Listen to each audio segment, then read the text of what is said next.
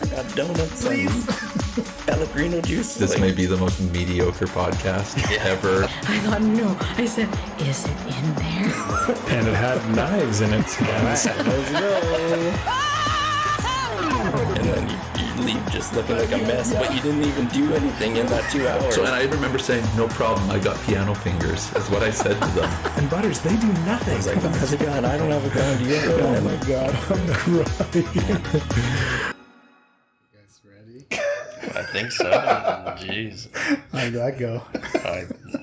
That was perfect. Seamless. Yes. Seamless is We'll find exactly out. how I would have described it. Your production company should be Seamless Productions. Yeah.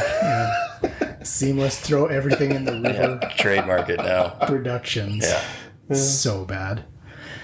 Oh, shit. Okay. So, I think I'm going to just turn this down just a tiny bit with my foot. You're good with that, You might as folks. well just use your hand at this point. Like, what's the...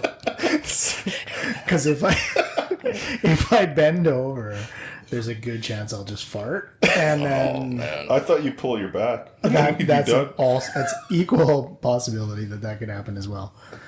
Okay, so we're back again after a bit. We got Matt here. Yeah. How's it Hello, going, thanks, brother? guys. Thanks for having me. Matt's a home inspector. Who are you with, Matt? I'm with the Buyer's Choice Home Inspections, Northeast Leduc, and just recently we purchased Red Deer franchise. So Oh, really? Oh, wow. Yeah. Expanding. So, whoa, you guys are just taking over the inspection world. yeah, took over Central Alberta, so that's huge for us. So that's good. How many guys you got on your squad? 9 now. Oh, yeah. That's Yeah, pretty so good. 6 up here in Edmonton, and then surrounding areas. We got a guy who specifically does like Ponoka and Camrose out that way. Okay. And then, the 3 Red Deer guys just signed on. Nice. You guys run teams of 2 for each inspection? Yeah, Typically? yeah. We like to do 2-man inspections. A, it's just easier for you guys in and out in an hour and a half, 2 hours. And then B, it's always better to have that second set of eyes. Every single person on our team kind of has a specific trade behind them. So if you're ever in a house where you don't recognize something plumbing related or HVAC related or foundation related, we're always there to kind of lend a helping hand. Yeah. What's your specialty? Well, I'm Italian from birth, so I think I had a concrete trowel in my hand from out of the womb. The only reason my wedding got broken up was a concrete truck showed up and everyone had to run away. I was going to say, what the fuck does pasta have to do with home inspections? Well, those are the 2 reasons. We eat because we always do concrete. We're so freaking exhausted. We need the carbs. That's fair. No, but it had previous life. I was concrete place and finish. We owned a concrete plant for 6-7 years. Oh. So we sold and produced concrete, and then Dad was looking to retire. He was getting up there in age, some health issues. So we sold everything off, and I came to retire into home inspections. Retired into home inspections. How old are you, Matt? I'm 39 years old. 39 years old, and he's stepping into his retirement job. Honestly, it's a great job. Yeah. Yeah, that's cool, man. You and I know each other from way back. Just a couple of Italian guys growing up on the north end. Matt's a little younger than me. I actually grew up with your cousin, Mike. Oh, I feel sorry for that. Yeah. I'm just joking. Yeah, I know Mike was a really good buddy of mine. He has a company as well. Shout out to Cap City Landscaping. Yes. We'll give him a little shout out there. But yeah, that's how I met you, was through him, and obviously through soccer, because we play a lot of soccer. We still play soccer to this day. We do something. Together. Yeah, well, playing, I guess, is a relative term. We run our fat asses around and try to see if we can keep up with the younger guys. Sometimes I pull my hamstring in the first 5 minutes and walk for the next 45. That's normally how it looks, but we do something out there. Yeah, there's a bunch of guys just kind of limping around like a bunch of geriatrics out there. It's probably not entertaining for anybody to watch, so... Yeah, if anybody listening wants to come out, it's Friday nights. Bring a book. Yeah. You'll probably enjoy that a little bit more. Listen than to this podcast, maybe. bring this podcast up and come see 2 of the guys out there. It's more important. Yeah. You definitely won't enjoy yourself. I've tried to invite Justin out before, but he's like... I'm not doing that. It's a hard no. I'm not doing that. Yeah. He's like, can I wear my skates? I'm like, no, probably not. In indoor soccer is like hockey for the most part. There's boards, you kick a ball in the net. It's basically it's more hockey than it is soccer. You can realistically, still hammer there's guys into the net. offsides. It sounds hot though. It is. It's a little warm. It's warm It's a in little there, warm. but not as bad as like ball hockey. Oh, Ball hockey is the fucking worst, man. Have you guys ever played ball? Yeah, I used to play ball. Ball It's hockey awful. is brutal, man. Oh, yeah. It's so hot because you're wearing all the equipment and it's like in the little Indoors, sweat yeah. box. And you're running on like pavement or like hard surface like constantly. Like it hurts. Yeah. Oh yeah. That's what indoor soccer is basically. We played on the other Friday. We played on the new fields. Oh, I've never played which there. was like it's like actual turf, so it's got like a nice. little bit of give to it. It's not like the old ones. It's just basically AstroTurf on concrete, Yeah. and that's it. No It's cushion. no cushion at all. So like really good for the knees. I'm feeling it now. I'm like, we're Yeah. talking about soccer, and I'm like, oh, I don't know how this knee's gonna hold up. I think I'll be fine. Yeah, yeah, it's brutal. On my knees have been giving me lots of trouble in the last little bit too, for some reason. But So we're gonna get sponsored by Metamucil and any pharmacies out there want to give us some Voltaren gel for our geriatric teams. Come Yeah. on as a sponsor. Yeah, they're perfect. Yeah. yeah, we're gonna need adult diapers and what other sponsors can we get for old ass people? I don't know, man. We need it all. Fuck, we're not even that old. That's No, the problem, right? we're just like really old people are probably gonna listen to this and be like, "Fuck these guys." these like, fucking seriously. 39-year-olds are complaining. Yeah. Okay, Yeah. so let's roll into this bad boy right now. Well, Justin and I just came from Yelo'd because we were talking to some of the to the two owners Yeah. of Yelo'd, who I want to give a shout out to them right now, actually, real quick, because they're so cool, and so down to earth. And just like really chill. Have you ever been there before? No. Oh, it's like a little ice cream shop on White Ave, like a mom and pop shop, and they're super popular right now. Like they're just like they've blown up on Instagram, and they like their ice cream is phenomenal. But besides their ice cream, they have baked goods and They're doing coffee now. They have some other specialty drinks. It's a really cool vibe Yeah. too. It's like right in the old Dominion building, so it's like an old.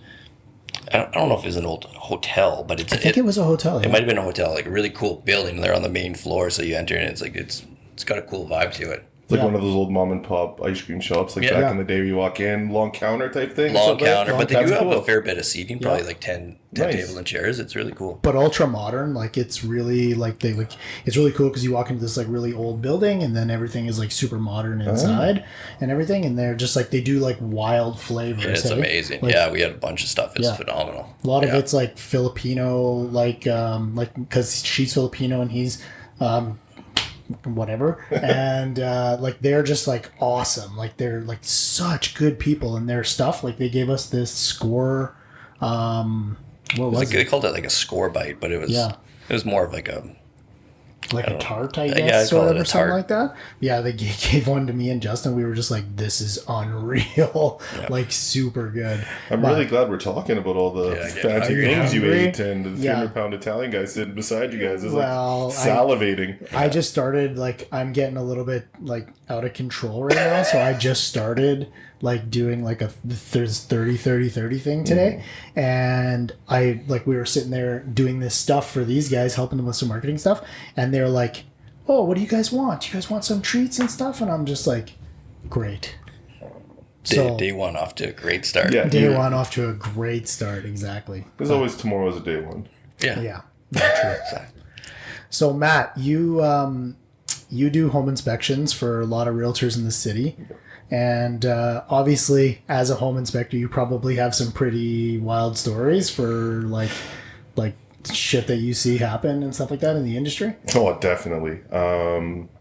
Yeah, some of Fire them us safe up. for work, some not safe for work. So we're gonna get through them both. But you guys have all heard it. But I heard Janine's podcast the other day, and she talked about squatters in the home. We've walked Yeah. into that situation where we're ringing the doorbell, nobody's answering. All of a sudden, you see a freaking sliding door open in the back of the place, and a guy's trying to sneak out the house because he broke in. And then you're trying to reach out to the client, and you're like, "Hey, Was anybody supposed to be in your house? It's supposed to be vacant. He's in BC, so he sends his dad over to come check it out. And, oh, that was an ex-roommate. He stole a key. He wasn't supposed to be in the house. And basement smells like cigarettes and cat urine. And you're trying to sit there and do an inspection while they're calling the police. Yep. So that's always those fun ones where you just shake your head, right? You had a few of those, or what? Oh, yeah. I had a couple of those squatters type situations. And That's weird, man. That's got to be a little bit scary too, right? Because you never know what somebody's on or what they're doing, or you know what I mean, if they're dangerous or not. Well, we grew up on the north side, so no, I'm just joking.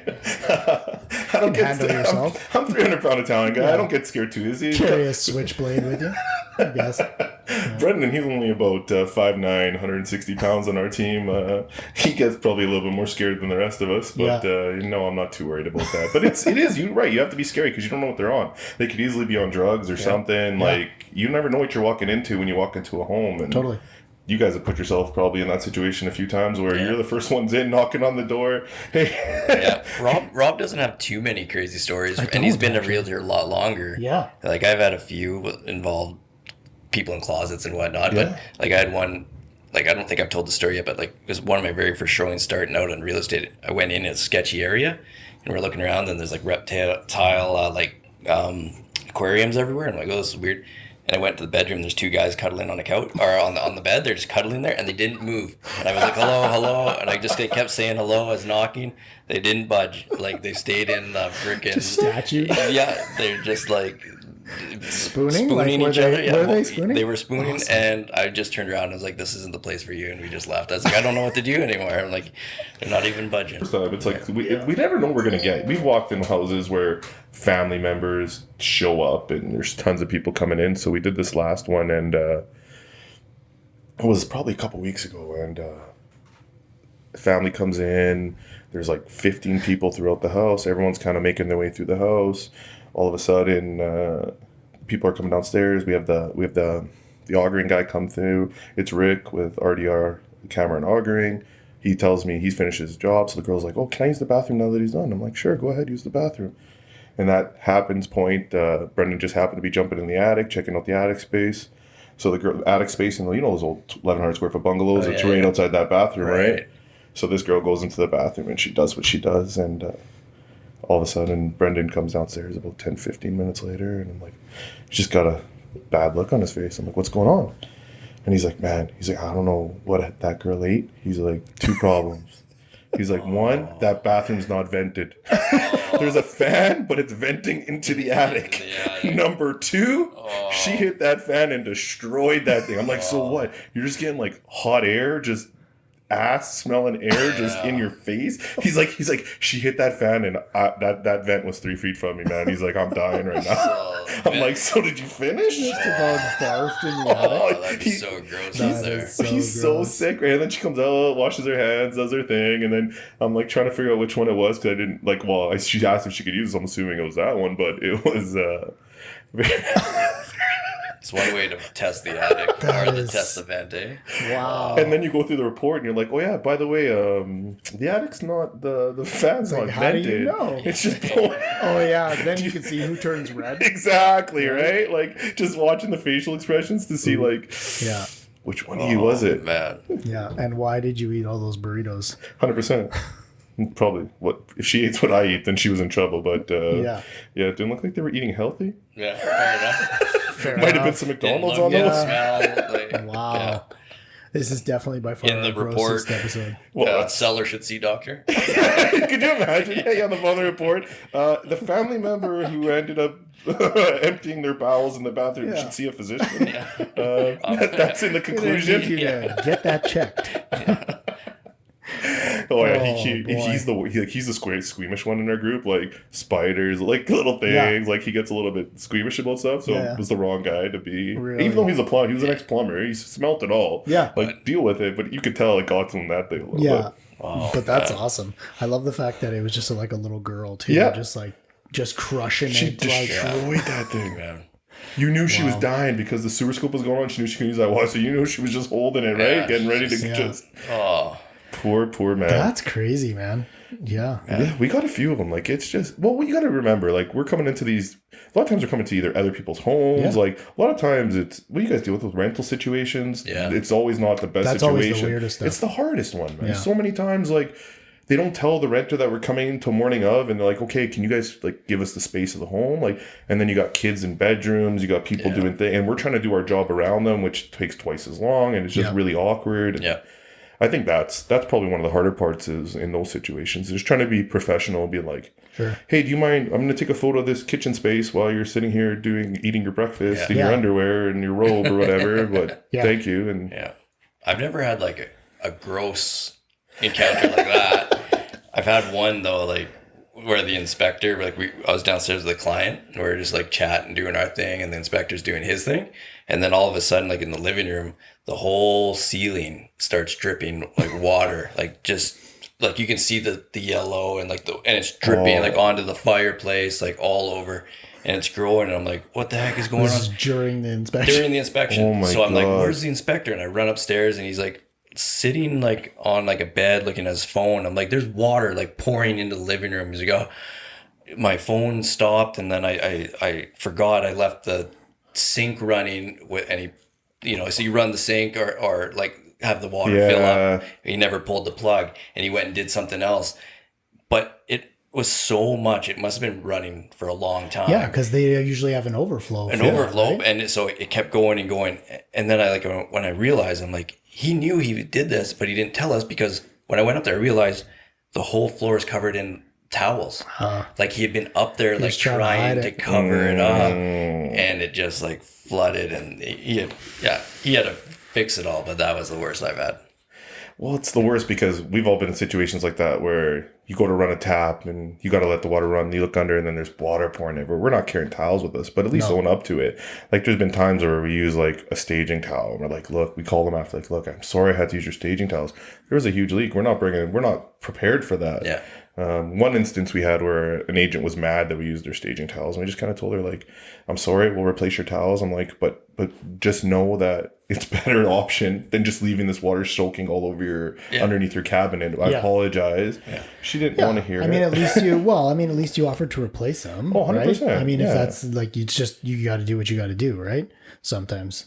Things happen, right? And we're not all perfect, and sometimes, like, I'm sure he made that mistake, but owning up to it would have been the better way than just trying to, like, sit on a bed and worry about it. Like, come tell me, hey, I screwed up, come help me soak this up. Like, let's stop the water from dripping another floor down. Right? Yeah, exactly. Yeah. Like, it's not like we're not going to figure this out. Yeah. Yeah. Like, there's rainfall coming. What do you think's going to happen here? You think you're going to have this all magically cleaned up in the next 15 seconds and we're just going to be like, wow, looks cleaner up here than it did before for some weird reason? Well, and then I got to call that other realtor. So, hey, we're done the inspection, but your ceiling's destroyed. And we're not removing conditions. We don't like this house There's now. too many problems now. There's some staining in the ceiling. There's some major water issues going on in this place. You should have disclosed this before, right? Like instead of wasting our $500 on an inspection. Why don't you tell us about all this water? Jeez, I didn't think you guys should have seen this. So weird. Shit. Well, I mean, like you work with a lot of realtors. So like, what would you say? Like, you must have some shit that you think that like realtors or just like, what do you have? Like, we love asking people what their pet peeves are. So like, do you have any like pet peeves in the industry? Like things that just like grind your gears? Well, the funny pet peeve is like the Rob Cornell realtor time, 10 minutes late for everything. No, I'm just joking. No, it's true. It's not like, it's not untrue. I am late perpetually often. I'm working on it though. No, it's a good thing to work on. No, it's just funny because we do like block our 3 spots, 9, noon, and 3. And if we do end up starting late, it kind of pushes it. But honest to God, shit happens. Everyone understands. And we do give ourselves a half-hour window, so that's more of a joke than anything else. But one of the main things is, it's funny, like, I don't know, you guys have been in the situation, same as us. You get that phone call like a year and a half later, and it's like, oh, my dishwasher no longer works, or my washing machine stopped working, and you almost want to be like, and they're like, and most times the agents are like, well, I don't know. It's like, well, what about that home inspector? So we get those phone calls like a year later, like my dishwasher stopped working. I'm like, well, you've been using it for a year and a half. Yeah. Like it's an appliance. Yeah. A, they're out of scope for us realistically, and B, They're designed to fail. they're designed to eventually. fail. It's like a car. Yeah. Get one Are every you a 7 war- years. Are you a warranty company? Like, is that what they hire to come in and make sure that all the appliances are going to go for the next 10 years? And that leads me into that next point is people aren't really aware of what a home inspector is a lot of times. And like guys like you and you guys explain it a lot to them. Like they're here to look over your property, make sure it's a good purchase, make you aware of things you might not normally be aware of. Home inspections aren't pass or fail. A lot of people feel like they're pass. We always hear, did it pass the inspection? That's not what we're here for. We're not here to pass an inspection. Yeah. We're here to educate you on stuff that we find. We're more like, hey, this is an issue that we found. This is the type of work that's going to take to fix this issue. Is it in your realm of something you want to do, or is it not in your realm of something you want to do? And that's the conversation you guys have with them. Yeah. We're just there to educate them and make them aware of situations, and hopefully that allows them to make a decision that they're comfortable with, right? We want people love their homes. That's what we're here for. We don't want them to have surprises a year down the road. But there is no home that's perfect. Yeah. There never will be a home. Oh, you'll that's find perfect. everything in like brand new homes, right? You don't have a list as well, right? But it is funny that the public still views as an inspection as a pass fail. Like that's where like I don't like that education. We continue to try to educate. It's not pass or fail. It's here's your list. It's up to you if this is a red flag or not. But that's still like an ongoing thing that just doesn't get through to people. Well, the other thing that annoys me too is that people think that the purpose of the inspection is to nickel and dime the sellers to death, right? And whether I have a listing, whether it's my listing or it's my buyer's, that is annoying to me because like you said, there's no such thing. There's no perfect house. There's every single inspection. There's no way, like I think I talked to an inspector once where he said there was only one house that he's ever did in his like 47-year like term of inspections where there was nothing wrong. Like one house. Yeah. And he did like thousands and thousands, right? He's like, I had to go through the inspection like twice, basically, to make sure that this was correct. But he's like, there's always something. Do you know what I mean? Always. And if the realtor doesn't do this, so this is more of a realtor pet peeve than an inspection pet peeve because realtors need to educate their clients that the purpose of the inspection is not to go back to the seller on all these little tiny items that you find because there's going to be so many of them anyway, right? So you're not going to go back there and start tallying up like, oh, that outlet was wired wrong, so I need $12 for that, and you know what I mean, like, and just like making a mental tally to be like, I want this money off the purchase price. The point is just to educate you on buyer beware, like what you're buying, and if there are any big ticket items. I mean, big ticket is subjective, but if there are any big ticket items that you weren't aware of, that's where the conversation needs to happen. It was like, well, do we discuss this? Did we know about this? Do we talk about it afterwards? So that's like kind of a gray area where I think with home inspections, and that's kind of like, that's outside your realm of expertise, but there is an element of that with home inspectors too, that I feel like there are some of them out there that like to coach, like buyers to be like, oh, you've had this happen too, right? Like where a home inspector has been like, oh, you should ask for money out of that. For that. Yeah. And we're like, no, that's not your job. Stay in your fucking lane. Yeah, exactly. You know what I mean? Yeah, that's happened actually a few times, and I make note of like which people that do that because like they'll talk to your realtor. And they give like me a little wink, like, you're not helping me right now. You just like created an issue out of nothing, right? Like, you don't know what's subjected to this person. This guy might be a plumber gas fitter. He might be able to fix a water tank without things. So why are you telling him what he needs to do or what he needs to do? Yeah. On that point, that's exactly the situation that we walk into so many times. We have you've seen that. We do our summary at the end. So at the end of our inspections, we'll take a 20-minute summary. We have a bunch of photos that we take, and we just like to go through it. And it's just to make people aware of things that every house has. Loose toilets. You might need some weather stripping on a hatch. You might need this. A lot of the major stuff that we always kind of deal with. And it's just to put the person at ease that this is something that every home will have. It's a maintenance item. And then we get into our summary items where these are things that you might want to talk to your agent about. Not saying that you need to be done, but these are some issues that we found that are a little bit more on the pressing side of things. Right. So you got your 2 or 3 things at the front of the report, and then you kind of move on, right? Our job is to get in, get out, educate, and then you guys have to have that discussion with your client. It is not our place to have our opinions on what the house is or isn't. That is not what we're there for. Yeah. And too many people in this industry feel like they're obligated to give their opinion. Yeah. We're not. That's not our job. We're not there. You don't know what situation that person's coming from. You don't know what this home means to them. You don't know where they were living before. It could be the most fabulous home in the world to them, and they might be willing to take on all those things. So you really have to. So like we said, like the one thing we do, 20 minutes at the end of the report, we sit down, we have our summary items, we go through all the photos of the home that we've taken, and we try to just kind of go through each item and just say, hey, this is an issue. This can be an issue. This isn't an issue. This is a maintenance item. We just let them know the level of what they're going to need to do. Because the other big thing is when they go home and look at that 65-page report, sometimes it's pretty daunting. So we want to get them a feeling before they leave that. Like, okay, these are the items that are you're going to find in every home. Yeah. So when you look at that report later on, you're not just like, oh my God, I got to do caulking. I got to fix grading around the home. I got that loose faucet. I got that thing. And then they start to get that feeling of overwhelmingness. Yeah. But if you can just tell them, like, as you're going through it, like, we do see this in every home. It is a relatively minor issue. We do have to comment on it. We do have a codes of standards that we have to follow, right? Sure. So we do have to put them in, but that's why out-of-town buyers are so hard lately, because they're not coming to these inspections and they're seeing these reports and they're just looking at it like, oh my, 65 pages long. Yeah.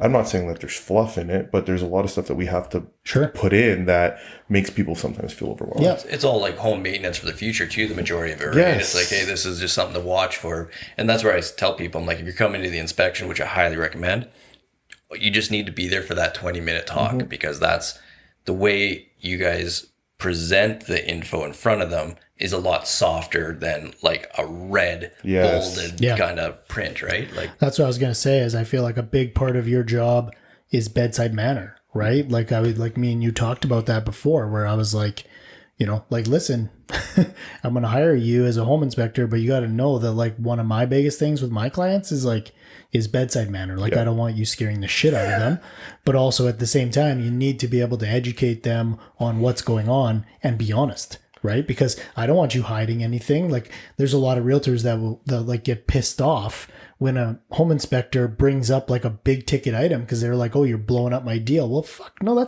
that's your job. That's literally what you're hired to do. Yeah, your crumbling foundation is blowing up this deal, right? Like, But that's the honest to God truth. Like, we do have a responsibility to our client. Sure. As much as we like to think that agents are our clients, you guys aren't. You're referring partners, which we appreciate you guys as much as we do. Our client is that homeowner, potential homeowner, and we want to make sure that everybody has.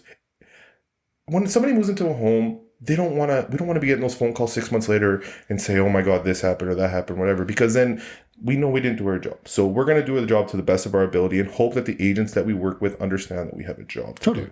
Like you said, I find that in the beginning, newer agents, they're really worried about home inspections because they aren't used to giving the information to their client that they need, or B, when they're doing a walkthrough through a house, they might come from a different background that's not a trades background or a home background, and they might not be visually able to see certain things in a home that maybe a more experienced home realtor would find, such as, let's say, poly B piping or aluminum wiring. Knowing certain ages of home have certain issues. That's kind of one thing we're doing with our franchise, if you don't mind me just bringing this up a little bit, is we're starting like a realtor education series where we're working with, everyone's about teams now in smaller brokerages. And we're going to be offering a service to these smaller brokerages where we take on, it's like an onboarding process. As part of your onboarding process with new agents or even seasoned agents, come to a house with us. We'll walk through. We'll show you problem areas. We'll show you how to find where a foundation crack might be. We'll show you where to look for poly B piping. We'll show you how to look for the age of the water heater or the furnace, whether it's high efficiency or not. Yeah. So we're going to do like a toolless walkthrough in a home with agents and kind of just, make it simple, have some food out, have some stuff out, and just walk through a home and just try to educate agents, because the more you guys are educated, the less likely that when we go to do the inspection, there's less surprises. Sure. Right? Yeah. I think it's huge because actually, like when I got into real estate, like I didn't come from any type of anything to do with home background at all, or in my family, we don't have any tradespeople, so I knew nothing. Mm-hmm. It was going to home inspections, even if I didn't have like the buyer, I would tag along or fill in for other agents, and that's how I've like learned everything about houses. So now, when I do showings, I can easily pull out, hey, that's poly B, that's aluminum wiring.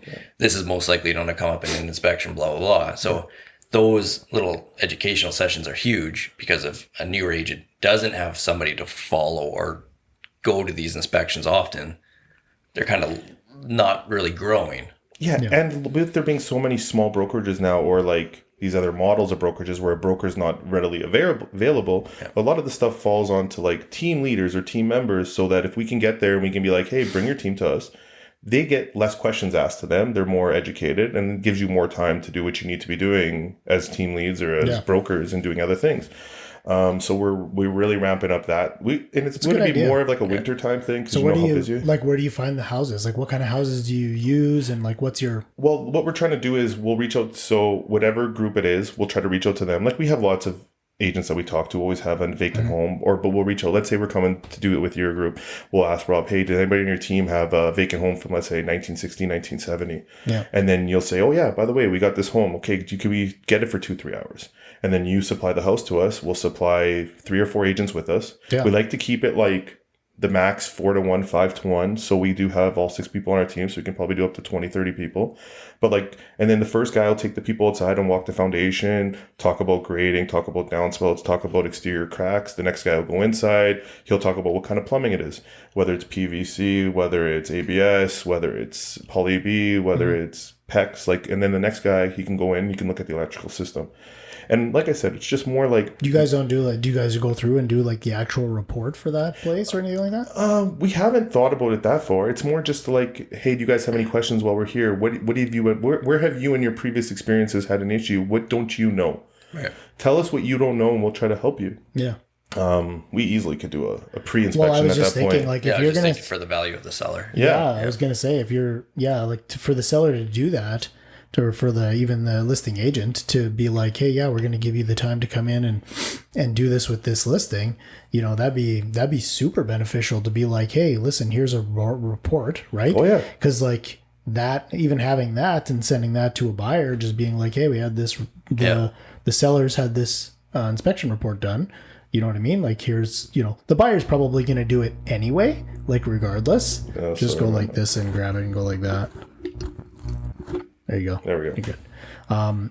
The buyer's gonna probably get their own inspector to do a report anyway, but it can go a long way. Is just having that to be like, hey, yeah, we did our due diligence, right? We'd love to do that. Yeah, if we're already there after all the agents leave, we'll be there for an hour for the next hour and a half. If you book off a 3-hour time slot, we can easily just do a pre-inspection before we leave. Yeah. Pre-inspections are going to be very important in a market where it starts to get flooded or interest rate. Like if it's hard to explain. I like pre-inspections because it gives 2 ideas. One, the homeowner can go through and fix the little minor things that everybody nitpicks on. You know what I mean? Totally. Like when you have that 65-page report and it's going to scare that client, by the time we do a pre-inspection, you're going to be down to 45 pages. You're going to fix the doorstop missing. You're going to fix the little minor things. You know what I mean? And if there are any major things, you're already aware of it. You can either bring it to the attention in the listing documents, or like, hey, we're listing at this price because of this issue, or whatever you want to do it. Or you can just be aware that, hey, this might be a potential thing that's coming up. Totally. And honestly, we're starting to see it more and more where pre-listings are coming, and then it's your discretion whether you want to disclose it or not. It's just for your eyes only. So let's say you don't want to disclose that, and you just want to keep it for your own records, then you have it for your own records. Yeah, it's huge. Totally. Like the pre-inspection is huge in a really like fast-paced market too, where people are throwing blind offers and they're trying to not get the inspection done. Well, at least if you have that on file, you're getting some type of understanding of the house. But I think like for new agents, it's huge for like the learning curve of doing these types of things, because it's a confidence booster. Like when they go and show houses for the next 5 years, whatever little tidbit they learn from that session makes them stand out to a client when you're like, hey, that's poly B. And they're like, oh, look at Justin's pretty dang smart. And I'm like, yeah. Yeah, and after 2 or 3 times, like you get to know like how much this is going to cost and this issue. Like that's we don't give cost estimates. We know cost estimates, but we're not going to be out there because the market does change quite a bit, right? And we don't want to be. That's not our place. But for you to know, hey, it's a bungalow, it's pretty easy to pop up poly B. It'll probably be about $4,500. It's good for you to know on your negotiating side, right? The more information you guys have, the better. That's the other side of it too, where I'm in a group chat with all my agents. Like every agent that uses me, I'm in a group chat. On a daily basis, I'm getting a text message about a foundation crack or about a type of poly B or someone's looking at a boiler system and they don't understand boiler systems. Because a lot of the agents, when you come in, I've been in this industry now for just over a year. My team's been in it for over 6 years. We got master inspectors on our team. We've done over 5,000 inspections as a group, right? But a lot of the agents I deal with are newer agents because they were starting out together. I was starting out together, so we're growing together. So as they have questions, they reach out to me, and I'm able to answer them in real time. They'll be in a house with their clients, and they'll be like, "Hey, what's this?" and I'll say, "Okay, this is how it works," and then they'll be able to tell their client while they're still at the home. Yeah, right? that's awesome to be able to have that level of communication where you've got that relationship with those agents where they can just like shoot the shit with you and ask you like something simple. That's really beneficial and good for you too, to be able to like actually take the time out of your day to do that, because there's probably not a lot of people that would actually be like, you know, there's a lot of people out there that'd be like, hey, listen, if you want my expertise, then hire me. Right. But it's nice to be able to have somebody who will just be like, yeah, no, I'm like, we're here to help the client at the end of the day, right? We're not here. Not everything needs to have a dollar associated with it, right? Exactly. And there's too many, and that way wasn't brought up that way. You help people, you help as many people as you can. It'll come back in a different way. Sure. That's why me and you have talked about this. And the thing you guys are doing with Good Human is amazing, because that's the point of life, is really just to help as many people as you can and hope that somehow it works out. And it always has. Totally. Let's be realistic. I am where I am. I'm lucky. I have a beautiful family. I got beautiful kids, and my family's relatively healthy. And why? Because hopefully I helped somebody along the way and it came back to me in a good way. Yeah. So karma's helping not kick your ass. Yeah. Exactly. I get it. Well, that's a good segue. Actually, you mentioned Good Human. So, normally at the end of this podcast, we always like to ask somebody, we prepped you before, that we'd like you to nominate somebody for Good Human. And do you have somebody that you'd like to throw out there? I actually do. It was, like I heard everyone talk, it's not easy because there's so many people in your life, but there's one person, and he's going to hate that I'm mentioning him, which is awesome. But he works with me. He's the owner of our franchise, Justin Hackenschmidt. He has been through a lot over the last few years, and his way of dealing with being through a lot is to start really giving back. So he had some family health issues in his own personal life. Some people had cancer. He went through that process, and his grandmother passed away, who he was really close with, and she was always into giving. So over this last couple years especially, he's been working with the RCF like crazy. He's worked with Habitat for Humanity. We've gone together to make lunches for school kids, and with the lunch program, which is near and dear to me, and my wife's a teacher. No kid should go hungry. No kid should go cold. Yeah. It's very important. He's doing this event where we got to sleep in a car on December 4th to raise money. What's that about? You know what? I just got the email today. I haven't looked at it very closely. I'll get you some more information as quickly as I can. That just came up. In a car? Yeah, I think it's for like helps the homeless. Yeah. I think it's an event for that. Cool. So no matter, this is his thing. Anytime someone says something that's for charity, he says yeah. Right. We're putting on this golf tournament with the RCF where it's going to be a winter invitational. We're going to have 20 agents. We're hoping to raise over $20,000 for the RCF. Nice. And he's the spearhead of all this. Like, he is in the middle of it. He's in the trenches. He's at Habitat Humanity 3-4 times like a month, like building. Like, he feels that he was lucky enough to have these health issues be overcome and his grandma's legacy, and he really wants to give back. And if there's a charity in the city and you call Justin Hackenschmidt, he'll find a way to help you no matter what. Whether it's giving a gift card for a sponsorship item or whether you need him to show up. And he was fixing plumbing at one of the houses for one of the charity events. Like, they called him up and they said, we have a plumbing issue. He grabbed his tool bag. He went and fixed a sink. Like, he's just always, this morning right now, we have a client who is a little bit short on funds, and he's at her house fixing toilets, and we did the home inspection, and there was a little bit of list, and he's there applying silicone for free and fixing toilets. And it's just, he always gives. So this shout out to you, Justin. I know you're going to hate it, but you're a good man, and I'm proud of you, buddy. Oh, that's awesome. That's a perfect nomination, right? Like, that's exactly the type of people we're looking for. Yeah. Mm-hmm. Yeah. No, thanks. Huge shout out to him. Yeah, that's awesome. Thanks, Justin. Appreciate it. All right. Well, I think that's pretty good. We're sitting at 44. So sweet. That's pretty good. Might I even like be it. able to, might It's a even be great able to episode. split this up into 2, maybe. Well, yeah, I could have been longer winded. We could have went to 60, but 44 is good. Good. Well, thank you guys for having me. I appreciate it. I love this. No, thanks for I'm an avid listener. Good. That's good. Well, thanks for listening, and thanks for telling us 2 of the grossest stories that we've had in the podcast Yeah, so far. really hard for somebody to top that. Yeah, Yeah, that's pretty sick. Yeah. Well, we're not. If there's a gross award, we're definitely here in the running. Yeah, maybe that's something we should start. We should. The sickest story award. Grossies. Yeah. Yeah, we're gonna have the grossies at the end of this. All right, brother. Well, thanks again. Appreciate it. Thank you. All right. All right. Thanks, guys. Peace. Bye.